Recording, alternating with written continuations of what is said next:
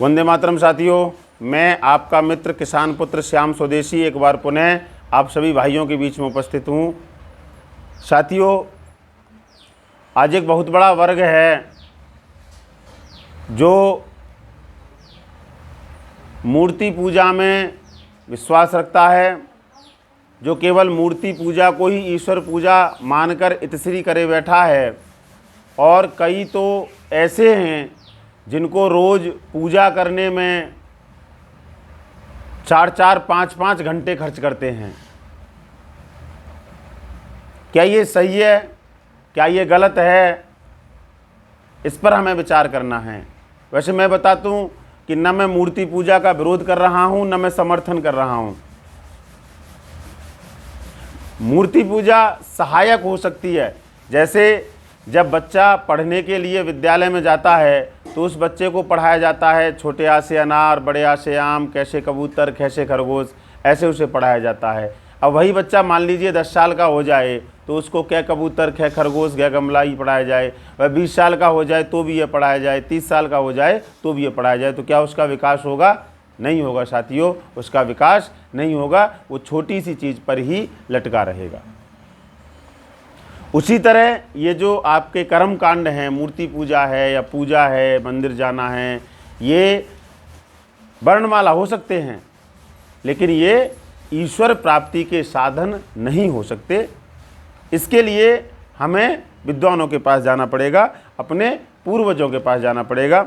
किसी विद्वान ने एक बात कही थी कि यदि आप किसी को नष्ट करना चाहते हैं, आपके मन में ऐसा रहता है कि हमें इसको नष्ट करना है, तो उसकी मूर्ति बना दीजिए। लोग उसकी विचारधारा से अलग हो जाएंगे, उसकी मूर्ति पूजा को ही इतश्री समझ लेंगे। इस देश में यही हो रहा है। श्री राम जी को ख़त्म करने के लिए श्री राम जी की मूर्तियाँ बना दी। लोगों ने श्री राम जी को पढ़ना बंद कर दिया, उनकी मूर्ति पूजा पर ही उन्होंने इतश्री कर लिया। योगीराज श्री कृष्ण को समाप्त करने के लिए लोगों ने उनकी मूर्तियाँ बना दी। आज जनमानस ने क्या किया? केवल उनकी पूजा करना, उनकी लड्डू गोपाल की मूर्ति घर पर रखना, उन्हें नहलाना, उन्हें खिलाना, उन्हें पिलाना, केवल यही इतश्री समझ लिया। श्री कृष्ण को समझना बंद कर दिया। जिन्होंने पूरे जीवन मूर्ति पूजा का विरोध किया, गौतम बुद्ध, जैन, महावीर जैन, बाबा साहेब अम्बेडकर, लोगों ने क्या किया? उनकी भी मूर्तियां बना दी। और जो भी विरोध करेगा, जो भी इस व्यवस्था का विरोध करेगा, जो सच आपके सामने लाएगा, उसकी मूर्तियां बना दी जाएंगी, ताकि लोग गुमराह हो जाएं, उनकी मूर्ति में ही इतश्री कर लें, उनकी विचारधारा तक नहीं पहुंच पाएं। इस बात को ये तथाकथित लोग जानते थे, इसीलिए उन्होंने मूर्तियां बनाई। यदि आज के जनमानस ने योगीराज श्री कृष्ण को पढ़ लिया, मर्यादा पुरुषोत्तम श्री राम जी को पढ़ लिया, तो ये व्यवस्थाएं तुरंत बदल जाएंगी। ऐसा न हो, इसलिए मूर्तियां बनाई। इनके प्रमाण कहाँ मिलते हैं? इसके लिए हमें हमारे पूर्वजों के पास जाना पड़ेगा, हमें हमारे शास्त्रों के पास जाना पड़ेगा। देखेंगे, यह है मेरे पास वाल्मीकि रामायण। पहले भी मैंने बताया, वेदों के बाद कोई प्रमाणित ग्रंथ है तो वो ये है, ये रहा वाल्मीकि रामायण। इसमें देखते हैं क्या मूर्ति पूजा का उल्लेख है। मैंने पूरा पढ़ लिया है।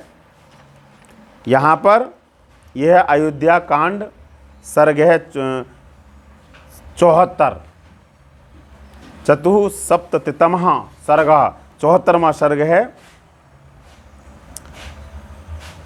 इसका श्लोक नंबर 2 है, पेज नंबर 200 है, और राम भरत का जो मिलन हो रहा है वो समय है। भरत जी अपनी बात रखते हैं, उसके बाद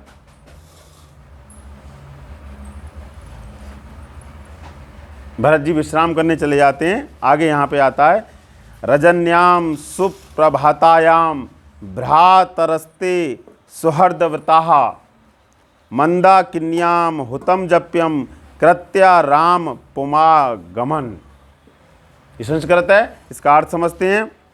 प्रातःकाल होने पर बंधु बांधवों सहित भरत आदि सभी भाइयों ने मंदाकिनी नदी पर जाकर स्नान किया, संध्या और यज्ञ आदि नित्य कर्म किए। तदनंतर वे सब राम के समीप लौट आए। ये ध्यान देने वाली बात है। सुबह उठकर भरत, राम, लक्ष्मण आदि भाइयों ने और जितने भी लोग रहे होंगे वहां पर, सभी ने मंदाकिनी नदी पर जाकर स्नान किया, संध्या की और यज्ञ किया। और उसी के साथ लिखा हुआ है नित्य कर्म किए। ध्यान देने वाली बात है। अर्थात संध्या और यज्ञ हमारी सनातन संस्कृति में, हमारी वैदिक संस्कृति में, हमारी प्राचीन संस्कृति में नित्य कर्म हुआ करते थे। जिस तरह से स्नान, शौच, भोजन इत्यादि को आज नित्य कर्म माना जाता है, उसी तरह से संध्या और यज्ञ हमारी सनातन संस्कृति के नित्य कर्म हुआ करते थे। राम जी वही संध्या कर रहे हैं। यहाँ पर पूरी में कहीं वर्णन नहीं है। वाल्मीकि जी ने झूठ नहीं लिखा है, बिल्कुल सच लिखा है। और यदि वाल्मीकि जी के सामने प्रसंग आया होता कि श्री राम जी सुबह नहाए, नहाने के बाद मंदिर गए, जल चढ़ाया और 4-5 घंटे उन्होंने तिलक लगाए, ये इत्यादि किया, तो इसमें वर्णन होता। क्योंकि इसमें इस प्रकार का वर्णन नहीं है, इसलिए यह माना जाता है और यह प्रमाणित है, यह सिद्ध है कि हमारे पूर्वज मर्यादा पुरुषोत्तम श्री राम जी संध्या क्या करते थे, सुबह शाम संध्या, और नित्य यज्ञ किया करते थे। यह नित्य कर्म है।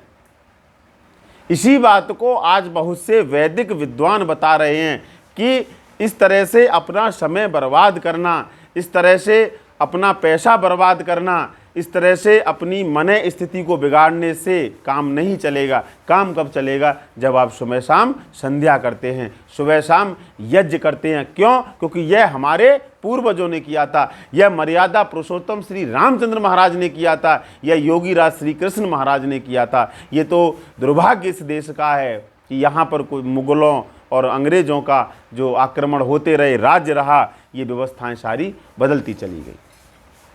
मैं आपका भाई यहाँ पर निवेदन करने आया हूँ कि यज्ञ और संध्या ये हमारे नित्य कर्म हैं, हमारे पूर्वज किया करते थे। आज समय है कि हम उनका अनुसरण करें।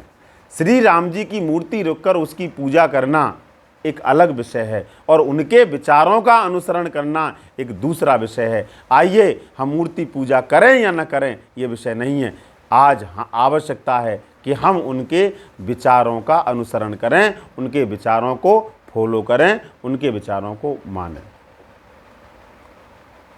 मुझे लगता है कि आपको मेरी बातें पसंद आई होंगी। आप मेरी वीडियो को लाइक करें, शेयर करें, कमेंट करें, चैनल को सब्सक्राइब करें। भारत माता की जय। भाई राजीव दीक्षित अमर रहें।